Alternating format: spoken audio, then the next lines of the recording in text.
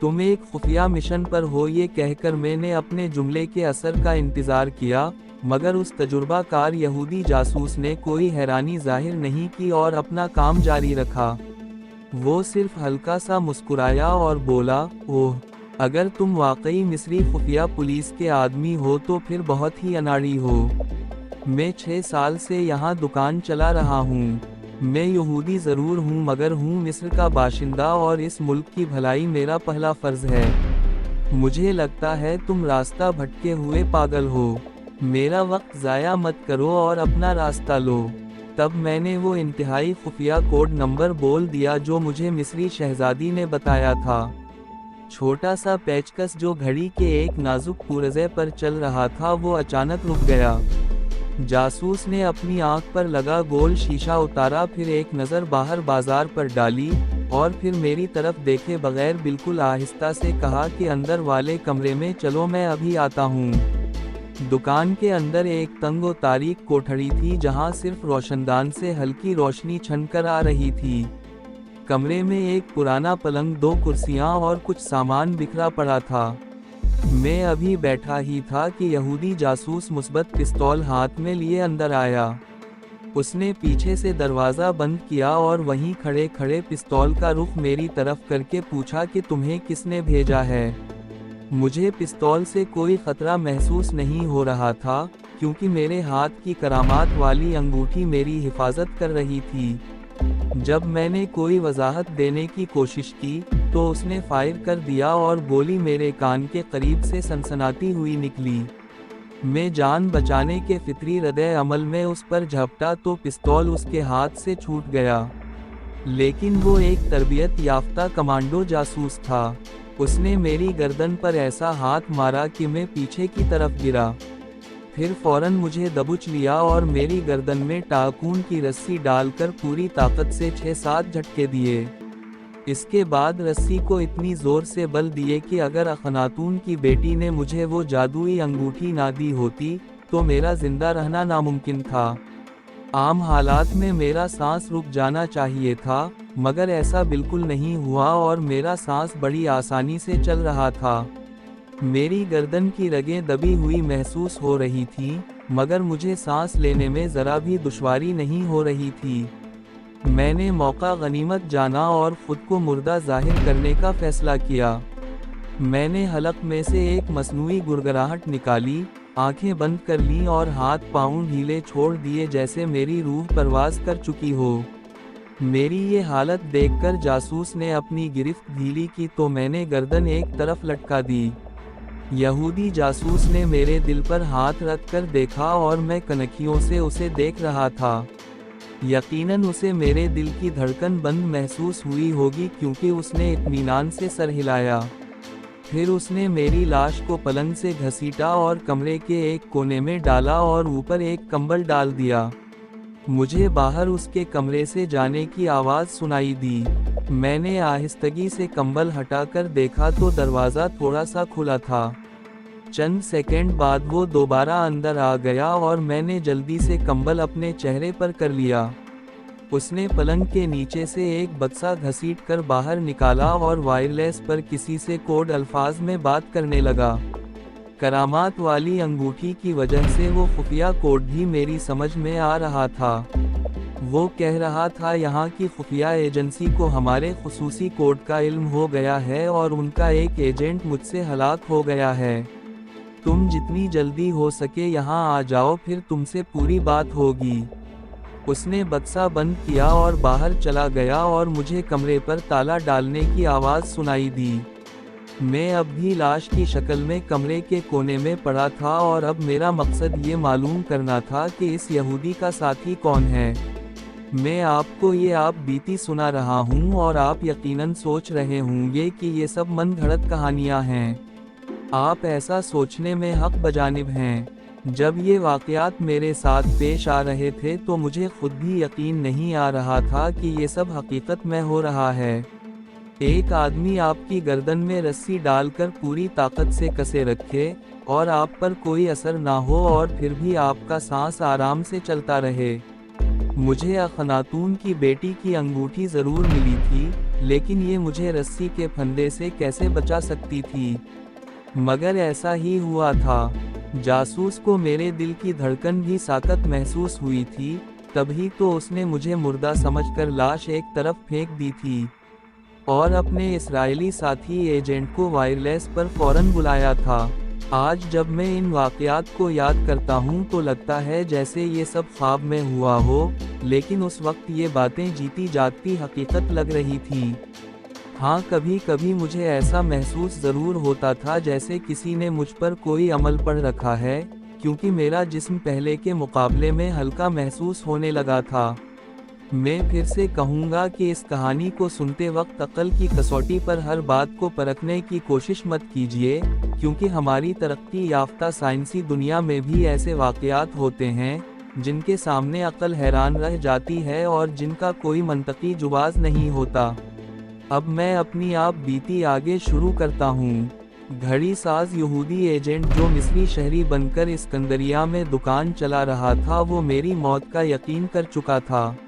मेरी लाश उसकी तारीक कोठरी में कंबल के नीचे पड़ी थी और दरवाजे पर बाहर से ताला लगा था। अब वो एजेंट अपने साथी का इंतजार कर रहा था। थोड़ी देर बाद एक और जासूस आ गया और दोनों झुककर मेरी लाश का मुआयना करने लगे। मैंने अपनी आंखें थोड़ी सी खोल रखी थीं, जैसे बाज लाशों की खुली रहती हैं। अजीब बात यह थी कि मुझे खुद अपना जिस्म सख्त और ठंडा महसूस हो रहा था। दूसरा एजेंट छोटे सुनहरी रंग की मूंछों वाला था और उसने सुनहरे फ्रेम की ऐनक लगा रखी थी। वो दोनों अबरानी ज़बान में बातें करने लगे। घड़ी साज यहूदी कामिल ने कहा, ये मिस्री खुफिया एजेंसी को हमारे कोड का इल्म कैसे हो गया? हमें फौरन हेड क्वार्टर को इत्तिला देनी होगी। सुनहरी मूंछों वाला एजेंट बोला कि मैंने इत्तिला कर दी है और कोड बदल दिया गया है।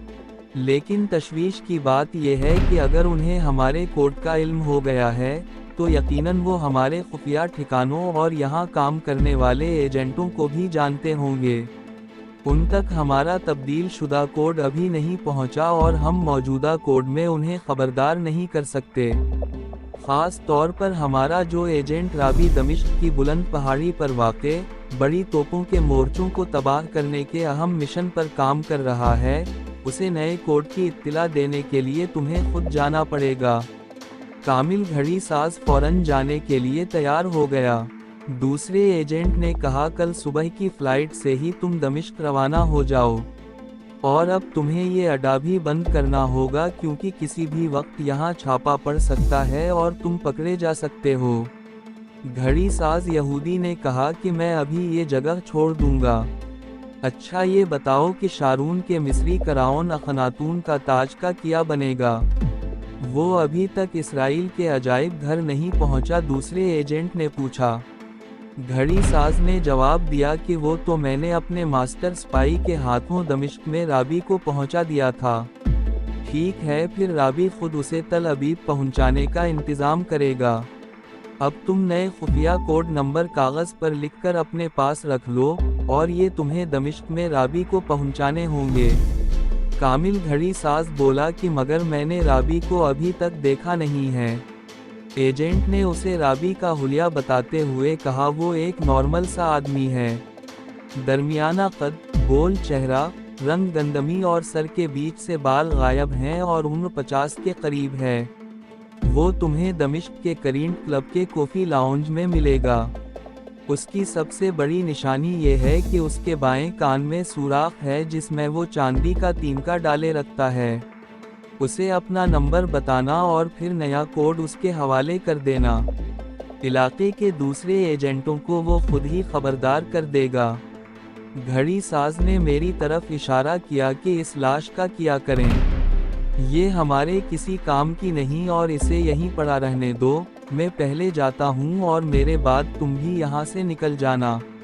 कल सुबह की फ़्लाइट पर तुम्हें दमिश्क चले जाना होगा और मैं तुम्हें वहाँ नहीं मिलूँगा।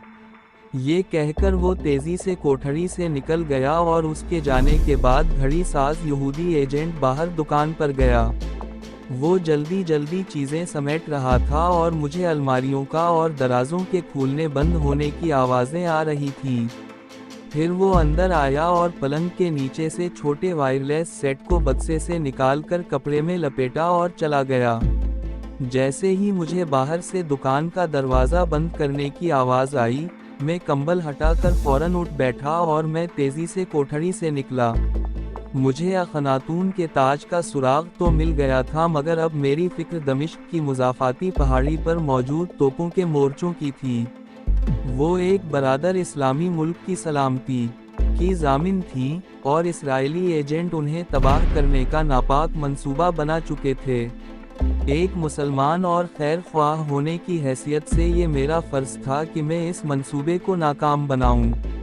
میں نے دل ہی دل میں ایک پروگرام طے کر لیا، اور وہ یہ کہ گھڑی ساز یہودی ایجنٹ سے پہلے دمشق کے کرینٹ کلب پہنچنا، خطرناک یہودی جاسوس رابی سے ملنا، خود کو گھڑی ساز ایجنٹ ظاہر کرنا اور اسے وہ نیا خفیہ کوڈ بتانا جو مجھے ازبر ہو چکا تھا، اور یہ معلوم کرنے کی کوشش کرنا کہ دشمن ایجنٹوں نے توپخانے کے مورچوں کو نقصان پہنچانے کی کیا حکمت عملی تیار کی ہے۔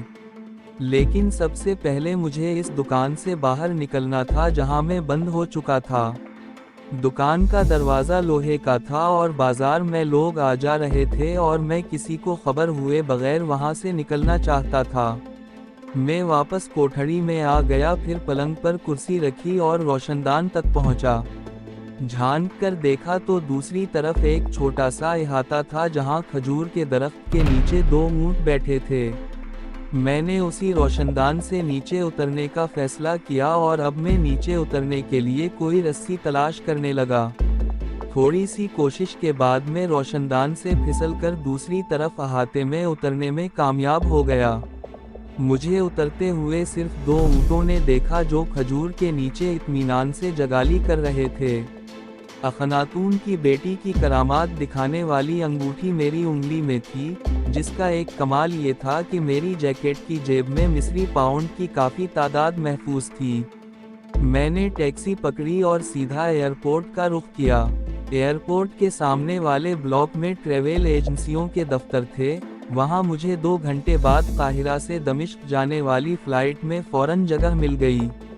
میں نے یہ وقت ایئرپورٹ کے کیفے میں گزارا اور ٹھیک وقت پر فلائٹ نے اڑان بھری اور دمشق کی جانب روانہ ہو گئی۔ میں نے اس شہر کو پہلے کبھی نہیں دیکھا تھا، اور دمشق کا شمار الف لیلوی شہروں میں ہوتا ہے۔ ہزاروں سال پرانی تاریخ رکھنے والے اس شہر نے کئی عروج و زوال دیکھے تھے۔ اب یہ ایک ماڈرن شہر بن چکا تھا، لیکن اسلامی ثقافت کا رنگ آج بھی اس پر غالب تھا۔ ایئرپورٹ کی عمارت اسلامی فن تعمیر کا شاندار نمونہ تھی۔ میرے پاس کوئی سامان نہیں تھا، اور انگوٹھی کے اثر سے میں وہاں کی عربی زبان شامی لہجے میں مہارت سے بول رہا تھا، اس لیے مجھے اجنبیت یا پریشانی کا سامنا نہیں ہوا۔ میں نے ایئرپورٹ کے سامنے ایک 5 اسٹار ہوٹل میں فرضی نام سے ایک کمرہ لیا۔ 1 گھنٹے بعد تازہ دم ہو کر نکلا اور ٹیکسی ڈرائیور کو کرینٹ کلب چلنے کو کہا۔ یہ یقیناً کوئی مشہور جگہ تھی، کیونکہ ڈرائیور نے کوئی سوال نہیں کیا اور کشادہ سڑک پر ٹیکسی ڈال دی جس کے دونوں جانب بلند عمارتیں تھیں۔ مجھے یقین تھا کہ گھڑی ساز یہودی ایجنٹ کل کسی وقت یہاں پہنچے گا، اور میں اس کے آنے سے پہلے اپنا کام پورا کرنا چاہتا تھا۔ پہلا کام تھا کرینٹ کلب میں موجود ویٹر رابی سے مصری تاج کا ٹھکانہ معلوم کرنا اور اسے قبضے میں لینا۔ دوسرا اہم کام تھا شامی پہاڑی مورچوں کے خلاف یہودی انٹیلیجنس کے ناپاک منصوبے کی تفصیلات حاصل کرنا۔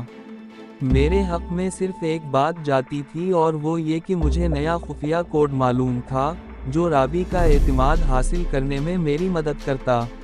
اگرچہ خفیہ پیغام گھڑی ساز یہودی سبت کامل کے بارے میں تھا، لیکن اس کی جگہ میں وہاں پہنچ رہا تھا۔ ٹیکسی کرینٹ کلب کے باہر رک گئی اور یہاں باہر مزید گاڑیاں کھڑی تھیں۔ میں شیشے کے دروازے سے گزر کر کلب کے ہال میں پہنچا تو یہاں صوفے لگے تھے اور ویٹر ٹرے اٹھائے پھر رہے تھے۔ ایک جگہ سے سیڑھیاں تہ خانے کی طرف جا رہی تھیں اور میں نیچے اتر گیا۔ یہ جگہ کسی الف لیلہ کے کمرے کا منظر پیش کر رہی تھی۔ شیشے کی نلکیوں والے پردے، پرانی وضع کی کرسیاں اور تانبے کی میزیں تھیں۔ عورتیں اور مرد دھیمی آوازوں میں باتیں کر رہے تھے اور روشنی بہت ہلکی تھی۔ میری آنکھیں درمیانے قد اور گندمی رنگت والے ویٹر رابی کو تلاش کر رہی تھیں اور میں ایک خالی میز کے پاس بیٹھ گیا۔ ایک ویٹر دوسری جانب سے میری طرف آیا تو میں نے اسے فوراً پہچان لیا۔ یہی وہ یہودی ایجنٹ رابی تھا جس کے بائیں کان میں چاندی کا تنکا پڑا تھا۔ اس نے مجھ سے آرڈر لینا چاہا تو میں نے فوراً ایک کاغذ پر اسرائیلی انٹیلیجنس کا پرانا کوڈ لکھا اور کاغذ اس کے آگے بڑھا دیا۔ کاغذ پر نظر پڑتے ہی وہ ایک دم چوکس ہو گیا، جلدی سے کاغذ اپنی جیب میں ڈالا اور میز پر رومال پھیراتے ہوئے عبرانی زبان میں بولا کہ تمہیں تو کل صبح آنا تھا۔ میں نے سگریٹ نکال کر سلگایا اور آہستہ سے کہا کہ ہمارا خفیہ کوڈ بدل گیا ہے، اسی لیے مجھے فوراً آنا پڑا۔ نیا کوڈ میرے پاس موجود ہے لیکن میں تمہیں اور تم مجھے پہلی بار دیکھ رہے ہو۔ میں نے اپنی شناخت کروا دی ہے، اب تم اپنی شناخت کرواؤ اور کاغذ پر اپنا خفیہ کوڈ نمبر اور نام لکھ دو۔ اس کے ہاتھ میں آرڈر لینے والی چھوٹی کاپی تھی۔ اس نے کاپی پر کچھ لکھا اور پھاڑ کر میرے آگے رکھ دیا۔ کاغذ پر اس کا خفیہ نام رابی اور خفیہ کوڈ نمبر درج تھا۔ پھر میں نے کاغذ اٹھا کر جیب میں رکھ لیا اور کافی کا آرڈر دیا۔ بس مجھے ایک ہی فکر تھی کہ کہیں اسی دوران اسکندریہ سے اصلی یہودی ایجنٹ کامل اسے فون نہ کر دے کہ میں کل صبح تمہارے پاس دمشق پہنچ رہا ہوں۔ رابی فوراً میرے لیے کافی لے آیا اور کپ وغیرہ رکھتے ہوئے کہنے لگا، 10 منٹ میں تم کافی ختم کر کے باہر آ جانا۔ کلب کے مین گیٹ سے 10 قدم کے فاصلے پر تمہیں ایک سیاہ رنگ کی پرانی گاڑی کھڑی ملے گی۔ ڈرائیور نے سرخ پی کیپ پہنی ہوگی اور تم اس گاڑی میں سوار ہو جانا۔ رابی یہ کہہ کر چلا گیا اور میں نے تیزی سے اپنی کافی ختم کی اور پھر میں نے وہیں میز پر پیسے رکھے اور کرینٹ کلب کے باہر آ گیا۔ سڑک پر پیچھے مڑ کر دیکھا تو کچھ فاصلے پر ایک سیاہ رنگ کی پرانی سی گاڑی کھڑی تھی۔ میں تیزی سے اس کی طرف بڑھا اور دیکھا تو ڈرائیور نے سرخ کیپ پہن رکھی تھی۔ پھر میں نے دروازہ کھولا اور گاڑی میں بیٹھ گیا۔ فوری طور پر گاڑی سڑک پر چل پڑی۔ ہم کئی پر رونق بازاروں سے گزرے اور پھر گاڑی شہر سے باہر ایک کھلے علاقے میں آ گئی۔ یہاں گاڑی نے ایک نہر عبور کیا اور بائیں جانب اونچے نیچے درختوں کے بیچ سے گزرنے والی ایک چھوٹی کچی سڑک پر چلنے لگی۔ کچھ ہی دیر بعد ایک بے آباد جگہ پر ایک کچی 4 دیواری کے اندر مجھے کچھ درخت نظر آئے اور گاڑی اسی احاطے میں جا کر رک گئی۔ میں گاڑی سے نکلا تو سامنے محرابی دروازے والا ایک پرانا اور ایک منزلہ مکان تھا جس پر پھولدار بیل چڑھی ہوئی تھی۔ وہاں مجھے رابی ایک عام شامی عرب کے لباس میں کھڑا دکھائی دیا۔ وہ مجھے راہداری سے گزار کر ایک چھوٹے سے کمرے میں لے آیا جہاں فرش پر قالین بچھا تھا اور ایک پرانا صوفہ پڑا تھا۔ میرے دل میں ایک دم خیال آیا کہ وہ ابھی پستول نکالے گا اور میری طرف موڑ کر کہے گا، میں جانتا ہوں تم ثبت کامل نہیں ہو۔ اسکندریہ سے نمبر 2 نے فون پر بتا دیا ہے کہ کامل کل صبح آئے گا اور پھر وہ مجھ پر فائر کر دے گا۔ مگر ایسا کچھ نہیں ہوا۔ اس نے مجھے صوفے پر بیٹھنے کا اشارہ کیا، پھر ایک الماری کا تالا کھولا اور چمڑے کا تھیلا نکال لایا۔ تھیلے میں سے نیلے رنگ کی ایک چھوٹی نوٹ بک نکالی اور میرے قریب بیٹھتے ہوئے بولا، ہیڈ کوارٹر نے نیا کوڈ کون سا دیا ہے وہ مجھے لکھوا دو۔ اور تمہاری اسکندریہ والی دکان کا کیا بنا، اور تم مصری پولیس سے کیسے بچ کر نکل آئے؟ میں نے سکون کا سانس لیا اور جواب دیا، بس قسمت اچھی تھی کہ عین وقت پر نکل آیا۔ وہ کہانی تمہیں بعد میں سناؤں گا، ابھی تم کوڈ لکھو۔ اور میں نے وہ سارے خفیہ کوڈ کے الفاظ اسے لکھوا دیے جو دوسرے یہودی ایجنٹ نے اسکندریہ کی کوٹھڑی میں ثبت کامل کو بتائے تھے اور جو انگوٹھی کے اثر کی وجہ سے مجھے از خود یاد ہو گئے تھے۔ رابی نے نوٹ بک میں کوڈ درج کیا اور ایک بار اسے غور سے پڑھا، پھر تھیلے میں بند کر کے الماری کے نچلے خانے میں تالا لگا دیا۔ پھر تھوڑی دیر بعد نوکر ہمارے لیے کافی لے آیا اور میں نے کافی پیتے ہوئے رابی سے کہا، شارون نے جو مصری کراؤن اسرائیل بھجوانے کے لیے دیا تھا کیا وہ تمہارے پاس موجود ہے؟ رابی بولا، ہاں وہ اسی الماری میں پڑا ہے اور ابھی اسے تل ابیب پہنچانا مشکل ہے۔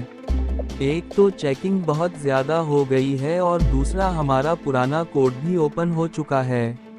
میں نے موقع دیکھ کر کہا کہ میرے پاس ایک آدمی ہے جو اسے اسرائیل لے جائے گا۔ رابی نے کہا ٹھیک ہے، وہ تم ابھی لے جاؤ۔ میں مصری تاج کے لیے زیادہ بے تابی ظاہر نہیں کرنا چاہتا تھا۔ میں نے فوراً بات کا رخ موڑا اور شامی پہاڑی والے توپوں کے مورچوں کی طرف لے گیا۔ میں اسرائیلی انٹیلیجنس کے ناپاک منصوبوں کی زیادہ سے زیادہ تفصیل جلد از جلد حاصل کرنا چاہتا تھا۔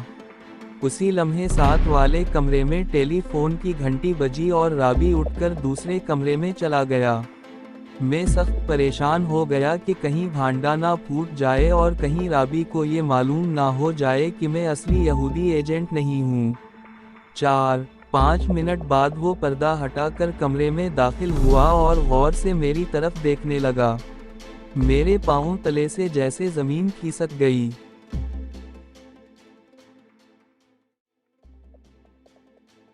امید ہے کہ آپ کو ہماری ویڈیو پسند آئی ہوگی۔ اچھی لگی تو لائک اور کومنٹ کر کے ہماری حوصلہ افزائی کریں اور اپنے دوستوں کے ساتھ شیئر کریں۔ اور نئی کہانیوں کے لیے چینل کو سبسکرائب کرنا نہ بھولیں۔